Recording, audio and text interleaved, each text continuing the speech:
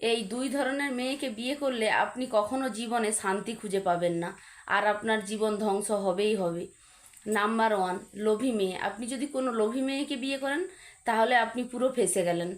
সেই মেয়েটি যার ঘরে যেটাই দেখে আসবে, আপনার সামর্থ্যের বাইরে হলেও আপনার কাছে এসে আকাশ ছোঁয়া আবদার করবে।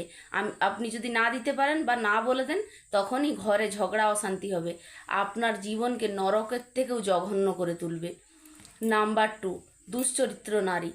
আপনি যদি দুশ্চরিত্র নারীকে বিয়ে করেন তাহলে তো আপনি গেলেন। আপনি তাকে যতই ভালো ভালো জিনিস দেন, যতই তাকে সুখ স্বাচ্ছন্দ্যে রাখার চেষ্টা করুন না কেন, তার নজর অন্য পুরুষের দিকে থাকবেই।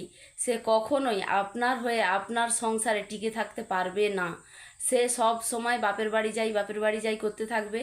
না হলে সে আপনার সংসার ছেড়ে দিয়ে এক সময় চলে যাবে। কখনোই আপনার সংসারে মন টিকিয়ে ধৈর্য ধরে থাকতে পারবেই না। আপনি তাকে